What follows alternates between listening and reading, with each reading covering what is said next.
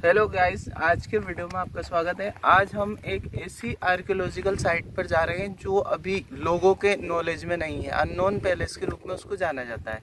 और अभी हम लगभग 30 से 40 किलोमीटर कवर करके आ चुके हैं। यहाँ हमने एक अच्छा सा लोकेशन देखा। आपको यहाँ आसपास का लोकेशन ऐसा फील हो रहा होगा जैसे एक डेजर्ट हो, और पूरा रास्ता भी इससे भरा हुआ है, तो वो हम आपको दिखाएंगे। और जिस जगह हम जाने वाले हैं वो एक सरप्राइजिंग लोकेशन है, क्योंकि उसके बारे में ना तो अधिकतर यूट्यूबर्स किसी ने उसको कवर नहीं किया है, क्योंकि एक लोकल और बहुत प्राचीन विरासत वहाँ बनी हुई है। और उसको देखने के लिए काफ़ी सारे लोग तो जाते हैं, परंतु फिर भी वो एक हाइडिंग पैलेस के रूप में दिखाई देता है। आज हम उसको जाकर पूरा रिव्यू करेंगे, पूरा एक्सप्लोर करेंगे और आपको दिखाएंगे कि वो किस तरीके का स्थान है, किस तरीके की बिल्डिंग है। तो लोकेशन के बारे में थोड़ा सा डिटेल्ड बता देता हूँ। हम जा रहे हैं छापी डैम, जो झालावाड़ ज़िले में पड़ता है। एक लोकल एरिया है जहाँ अत्यधिक प्रचलित नहीं। आप गूगल पे सर्च करोगे तो उसके बारे में ज़्यादा डिटेल आपको नहीं मिलेगी। और उसका जो कंपेयर है वो 12 में जो बंड देवरा बना हुआ है उससे किया जाता है, क्योंकि वहाँ पर मंडप या ऐसे कुछ स्ट्रक्चर बने हुए हैं, तो वो भी हम आपको इसमें दिखाएंगे। और प्राचीन काल में ऐसा कहा जाता था कि जितनी भी तंत्र विद्याएँ थी उनका एक केंद्र हुआ करता था, जहाँ पर विभिन्न प्रकार के तंत्र और सिद्धियाँ प्राप्त की जाती है। जिस तरीके से आज हम एजुकेशन लेने के लिए किसी न किसी यूनिवर्सिटी में हम रजिस्ट्रेशन करवाते हैं, उसी प्रकार से उस समय तंत्र विद्या का एक विश्वविद्यालय उसको माना जाता है। आज हम उसको जाकर एक्सप्लोर करेंगे और विश्व के सामने उसको लेकर आएंगे, क्योंकि उसके बारे में हमने काफ़ी सारे वीडियोस और रिसर्च किए हैं, तो उसमें हमें इतनी ज़्यादा जानकारी नहीं मिली। हमें भी एक संयोगवश मिला था, हम जैसे गूगल मैप वगैरह देख रहे थे तो उसमें कुछ ऐसा स्ट्रक्चर शो हुआ था जो हम आपको अभी स्क्रीन पे दिखा देंगे। और उसको हम ने देखा और पता लगाया तो लगा कि एक प्राचीन और आर्कियोलॉजिकल साइट है, और वहाँ पर सरकार के द्वारा भी कुछ कार्य करवाया गया था, तो उसमें हम चल के सो गाइस हम किले के अंदर आ चुके हैं। और यह लोकेशन मैं आपको बता देता हूँ, झालावाड़ ज़िले में छापी डैम के किनारे बना हुआ है। प्राचीन तांत्रिक विश्वविद्यालय के अंतर्गत इसको माना जाता है। एक किले नुमा आकृति बनी हुई है, इसका एक परकोटा बना हुआ है और लाल पत्थरों से निर्मित यहाँ कुछ इमारतें बनी हुई हैं। इमारतें प्राचीन काल की बनी हुई दिखाई दे रही है। यहाँ पर कुछ ऐसे क्षेत्र है जिनका रिकंस्ट्रक्शन किया गया है, क्योंकि सरकार ने इसके ऊपर ध्यान दिया है और पुरातत्व विभाग के द्वारा इसको संरक्षित किया गया है। हम जैसे अंदर आए थे वहाँ बोर्ड लगा हुआ है, आपको गार्ड्स वगैरह यहाँ पर मिल जाएंगे। यहाँ एंट्री करने की कोई फ़ीस नहीं है, निःशुल्क यहाँ एंट्री है। और यहाँ पर कुछ बिल्डिंग्स बनी हुई है जो आपको उधर दिखाई दे रही हैं। मेन बिल्डिंग उसी को माना जाता है, मेन केंद्र वही रहा होगा। और यहाँ कुछ रहने के कॉटेज भी बने हुए हैं जो पीछे आपको दिखाई दे रहे हैं। यहाँ पर जो स्टूडेंट्स वगैरह रहते थे उनके रूम्स वगैरह यहाँ पर बने हुए हैं। निर्माणाधीन था, कुछ एक परिस्थितियाँ ऐसी चेंज हुई, इस वजह से यहाँ पर पूरा विकास नहीं हो पाया। काफ़ी सारी चीज़ें इसमें खंडहर में बदल चुकी है और कुछ एक क्षेत्र हैं जो सरकार के द्वारा वापस बनाए गए हैं। तो चलिए हम आगे चलते हैं और देखते हैं उस लोकेशन को और उस क्षेत्र को।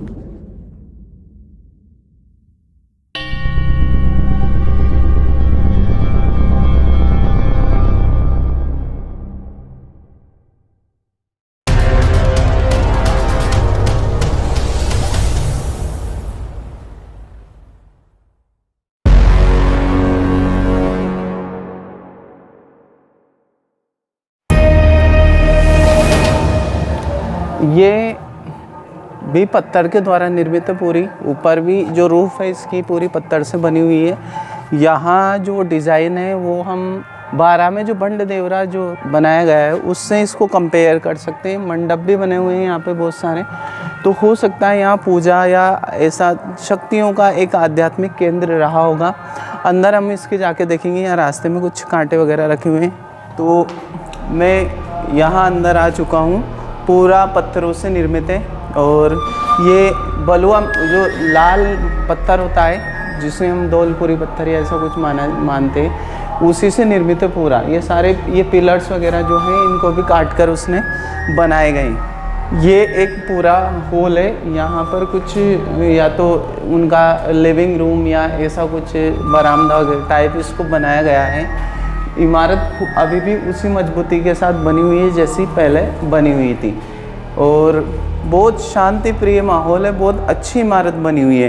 किसी प्रकार के कोई सीमेंट वगैरह या ऐसा किसी का उपयोग नहीं लिया गया है, डायरेक्टली इनको ऐसा कैसे ही लगा दिया गया है। इनकी जो पिलर्स की जो कलात्मक श्रेणियाँ बनी हुई है, डिज़ाइन जो है इनमें काट कर इनको उकेरी की गई है। जैसे वो मूर्तियाँ वगैरह बनाई जाती है, उस प्रकार के पत्थर का यूज़ लेते हुए इनका निर्माण किया गया है।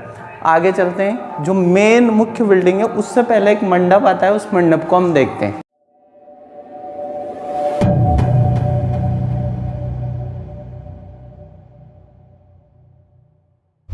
जैसे हम इस किले में प्रवेश करते हैं, आपको मुख्य एक बिल्डिंग दिखाई देगी, उसके बाद आपको साइड में एक मंडप जैसा दिखाई देगा। यहाँ पर शायद प्राचीन काल में कुंड जैसा रहा होगा जिसमें पानी की व्यवस्था रखी जाती होगी। आज ये मिट्टी से भर चुका है और यहाँ पर कुछ सीढ़ियाँ दी गई है जो रास्ता आपको अंदर जाता हुआ दिखाई देता है। तो अब हम अंदर चल के देखते हैं। और यहाँ पर भी बहुत सारी मूर्तियाँ बनी हुई हैं पिलर्स के ऊपर। जैसे हम ये देख सकते हैं, ये जो मूर्तियाँ दिखाई दे रही हैं ये पूरी उकेरी हुई है, पत्थरों के ऊपर इनको बनाया गया है काट कर। और यहाँ जो ये पिलर्स वगैरह जो दिए गए हैं वापस उसी तरीके से निर्मित है, पूरा व्यवस्थित इनको बनाया गया है। एक तरीके से जो वास्तु शैली है यहाँ की आध्यात्म की ओर जाती हुई दिखाई देती है। और जो इसका मैं आपको फिर वापस बता रहा हूँ, यहाँ की जो शैली है, यहाँ की जो ये डिज़ाइन है, इसका कंपेयर बारा के रामगढ़ में जो बंड देवरा है उससे किया जाता है। और अभी भी इसका जो स्ट्रक्चर है वो बना हुआ है। कुछ एक चीज़ें इसमें चेंज की गई है निर्माण के बाद, जो पहले ख़त्म हो चुकी थी उनको वापस बनाया गया है। और ये जैसे ये पट्टियाँ जो लग रही है इनका ये बाद में लगाई गई है, परंतु प्राचीन काल में जो पहले जो बने हुए थे ये इस टाइप के मंडप बने हुए थे। ऊपर भी इसमें कुछ कलात्मक श्रेणियाँ उकेरी गई थी, डिज़ाइन वगैरह इसमें बनाई गई थी। ये टूट गए और टूटने के बाद ये ऊपर इनकी छत जो बची है, जैसे पट्टियाँ अपने को दिखाई दे रही हो वैसी कैसी अभी भी लगी हुई है। ये शायद इनको बाद में लगाया गया था, परंतु पहले जो बना था ये इस तरीके से यहाँ पर बनाया गया था। आगे चलते हैं। आगे एक और बिल्डिंग है, मेन बिल्डिंग इसी को माना जाता है और बहुत बड़ी इमारत है। इसको हम एक्सप्लोर करेंगे, देखते हैं देखिए इसमें अंदर जाने का रास्ता है या नहीं।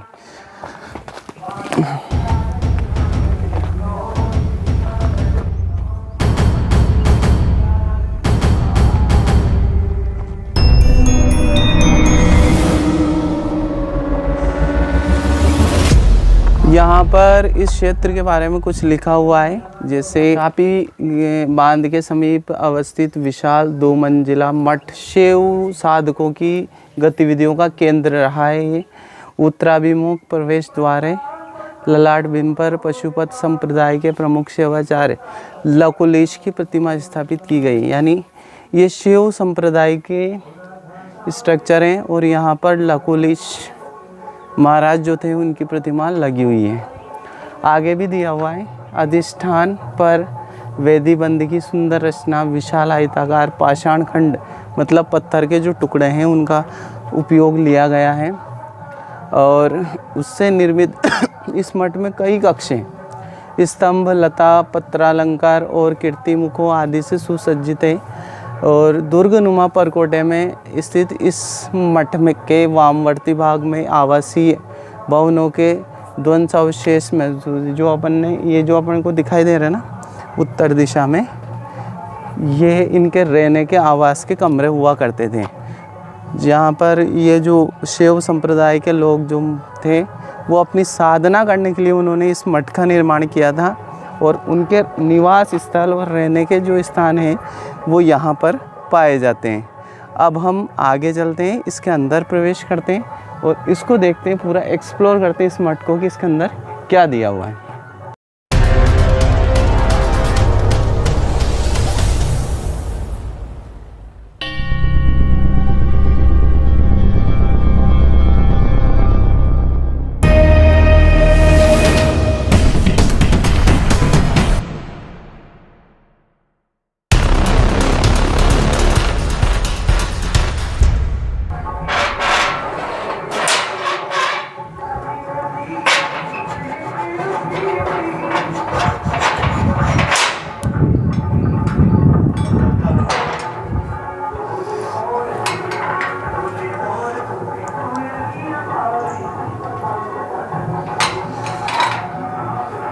यहाँ पर ताला लगा हुआ है, यानी यहाँ अंदर जाना अलाउड नहीं है।